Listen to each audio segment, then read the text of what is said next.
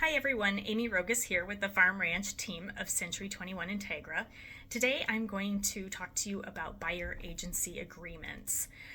These agreements are very normal in other states, and I'm not sure why, but Illinois has been a little bit slow to catch on, but they are doing so now. So I wanted to go over these with you. And I did put together a cheat sheet here because I want to make sure that I touch base on the important paragraphs, but the document is 3.5 pages long. So I'm not going to go over it paragraph by paragraph, but by all means, I can send you a copy. And if you do have any questions on it, I do suggest that you consult an attorney. There may be some questions that I can answer, but if it's legal language, then yes, the attorney is needed. So to start off with, these buyer agency agreements are very similar to what I have to have sellers sign when they list a property with me. It's basically they are committing to me for a certain amount of time and also agreeing to compensate me for my time and efforts. The buyer agency agreement was created to do two things, and that is to explain agency relationship between buyer and agent, and also to explain the compensation.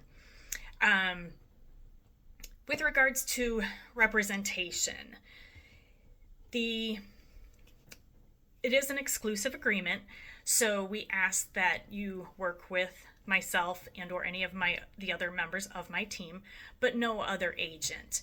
And in return, we obviously provide services to you. We, find out what you're looking for, set you up on searches, show you properties, write offers, negotiate, to get to a contract, and then all the steps that it takes to get to the closing table.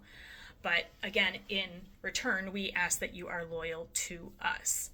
Now, one thing that I don't think is explained is why that loyalty is so important to us, because none of us work for free, and most agents work on 100% commission. I mean, I know I do.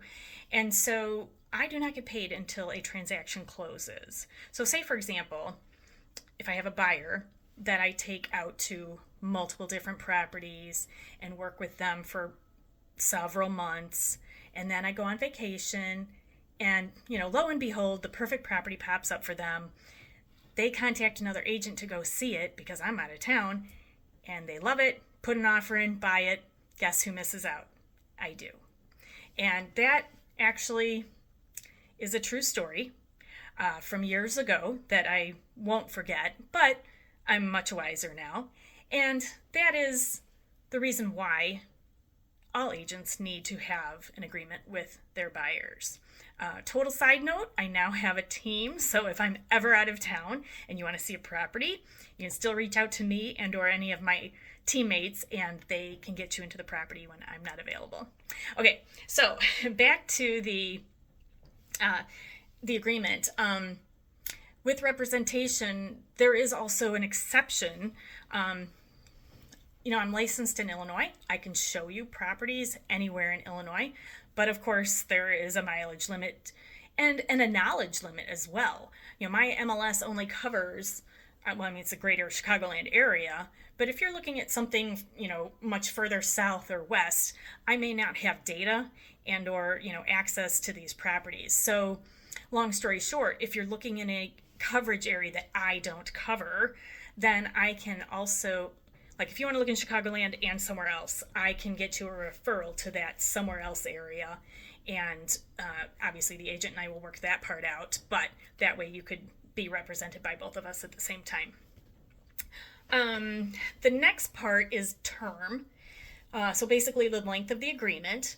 And I don't want anyone to be scared about signing an agreement because they may get locked in with an agent that they don't like.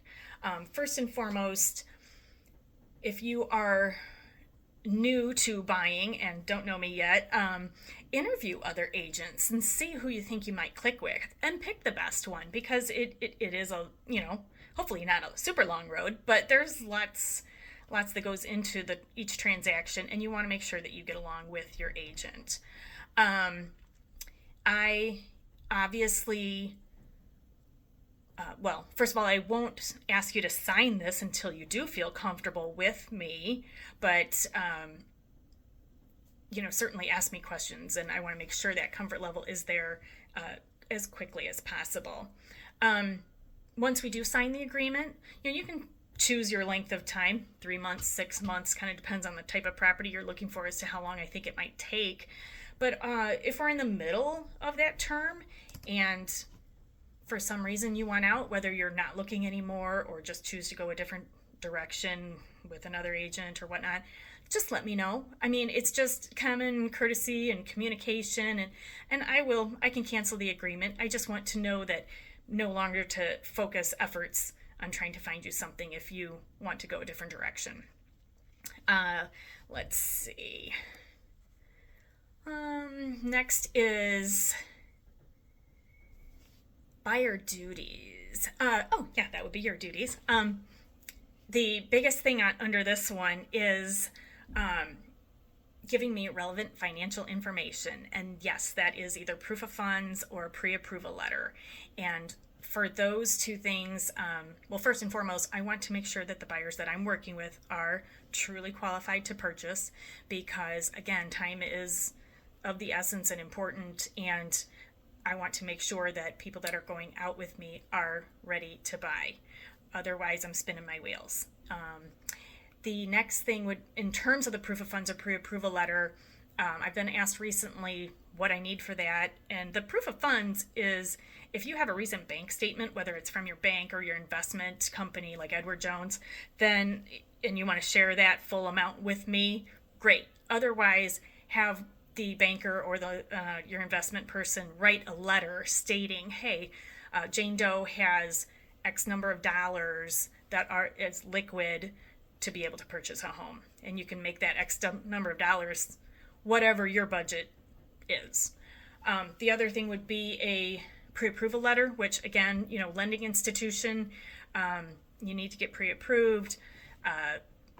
And a pre-approval, much better than a pre-qualification. Those are automated underwriting systems that, anybody can spit those out. So pre-approval is when they take your financials, you provide some written evidence and run your credit.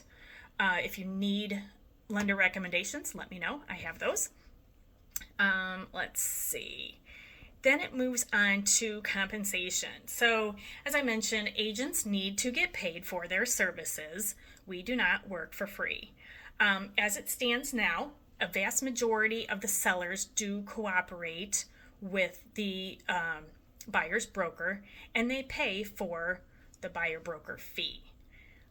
It's listed as co-op compensation. As we look at properties, if on the buyer representation, it will state, my fee. And as we look at properties, if the compensation that is offered is different from what I charge, then I will let you know that ahead of time so that you know, okay, I'm going to have to be responsible for X amount of money if I want this house. And so it's not going to be, there will be some that it'll be covered altogether and you don't have to worry about it. And to be honest, that is how I'm presenting it to my sellers, is that just because they don't have to pay the buyer's agent doesn't mean that they shouldn't. From a selling standpoint, it is in their best interest to go ahead and continue to pay the buyer broker fee. And so far, as I've relisted some of my properties, my sellers have all been in agreement that that is the best route. Let's see. Next is dual agency. And this one's another one important for you to read up on, just because I am a team and because I specialize in the type of properties that I do. All of my buyer leads goes to my teammate Karen. She is the buyer, for the most part, the buyer's broker. But that said, so dual agency is when Karen or I or any of my teammates, we both represent the seller and the buyer. So even though I have most of the listings and Karen works with most of the buyers, there's some separation there, but the state of Illinois says, no, you're a team, so you are one entity. And so read up on that, making sure the main thing is that we can't help you negotiate. We can't suggest a price for you to offer. I can't help the sellers counter offer. The money is up to you. We just shuffle it back and forth when offers and counters are made. So I hope that clears some things up. The rest of the agreement is standard language, most of which is also on the listing agreements.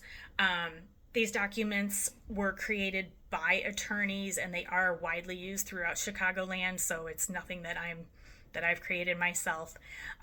But again, if you have any questions on it, please consult an attorney, and I do have several attorneys listed on my website, which is farmranchteam.com. And then it's under the professional affiliates and real estate professionals tab. So I hope this helps. Call me if you have any questions. Otherwise, I hope to be taking you out on showings soon. Okay, have a good day. Bye-bye.